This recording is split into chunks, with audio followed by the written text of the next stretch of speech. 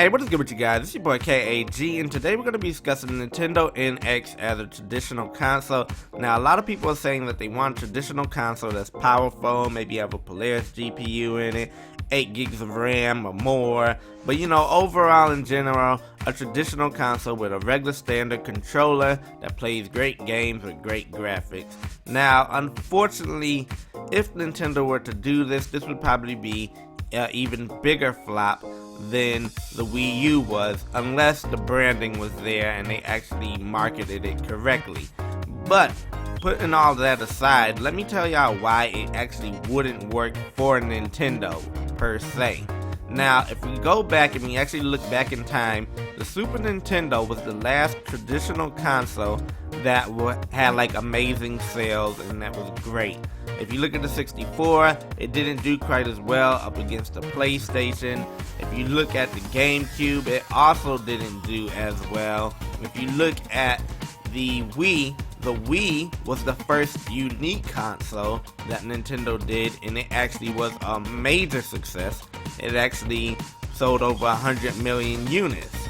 If we look at the Wii U, they went back with a kind of standard controller, but it had a screen on it, but it didn't do well because of a whole bunch of reasons as far as marketing it, as far as the branding of it.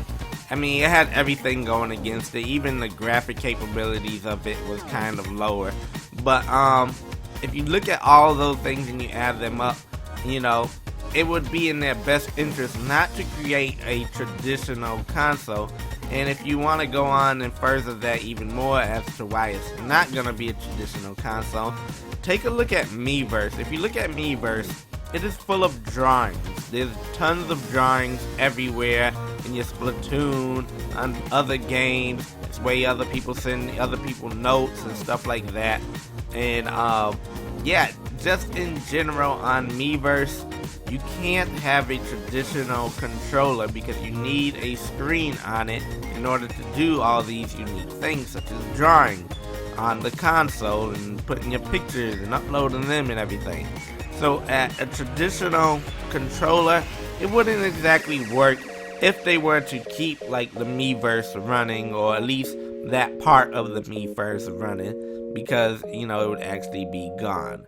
Or that part that made their online infrastructure, that made it unique, would also be gone. Now, going on with a traditional console, what would make people buy a Nintendo NX over a PlayStation 4.5 or Xbox Scorpio or Xbox One or a PlayStation 4? There's not too much, and the reason why I say that is, number one, Nintendo is known for their first-party games. That's how they make their sales.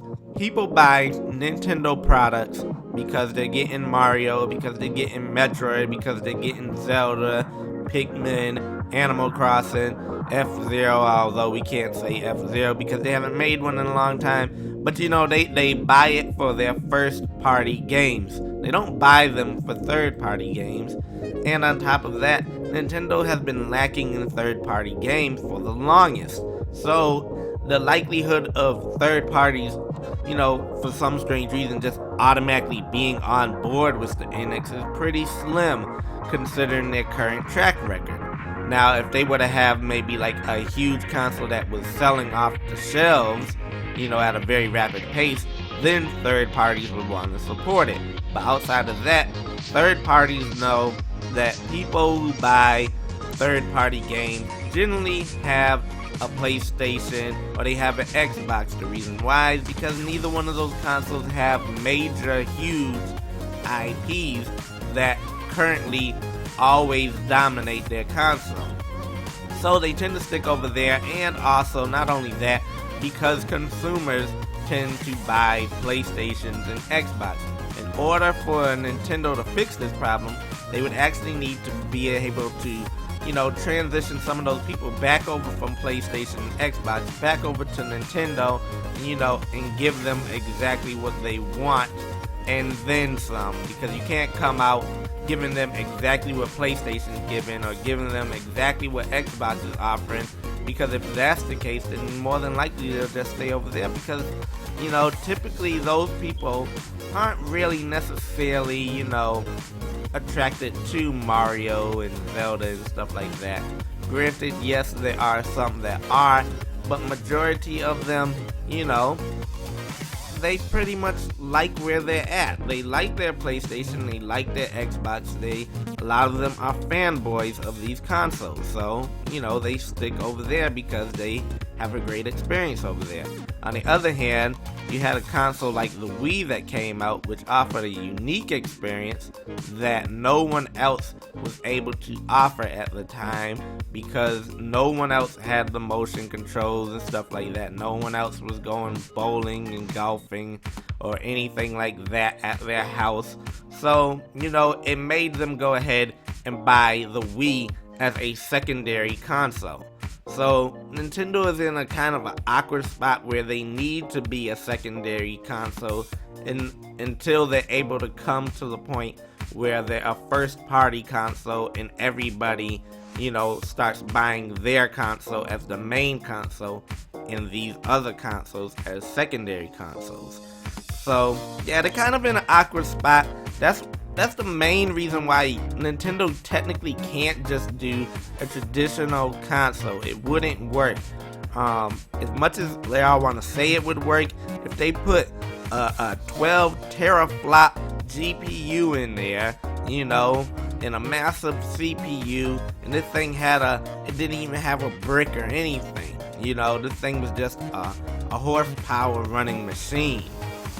It wouldn't fly off the shelves. Because, hey, y'all don't get the Call of Duty. Y'all don't get Rockstar's games, Y'all not getting Grand Theft Auto. You're not getting Red Dead Redemption. You're not getting any of these games, so why would they flock over there, The only thing Nintendo really offers right now is Splatoon and Smash Brothers and Mario Kart, if you want to count those games as like their hardcore type games. But they can't go with a traditional console. This is what I keep trying to tell y'all. More than likely, like I've been saying, they're gonna go with a hybrid. The reason why is because hybrids do well, or should I say handhelds do well for Nintendo.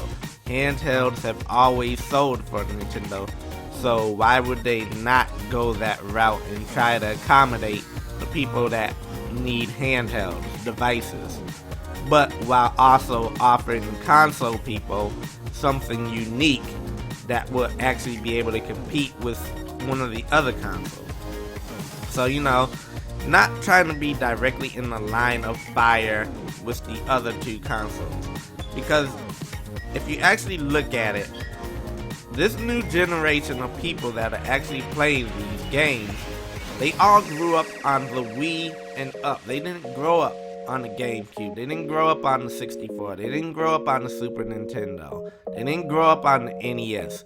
Granted, yes, they may have been laying around the house somewhere, but majority of them grew up on the Wii. The console was known as being somewhat of a kiddie console that accommodated, a lot of casuals. It didn't cater to core audiences per se.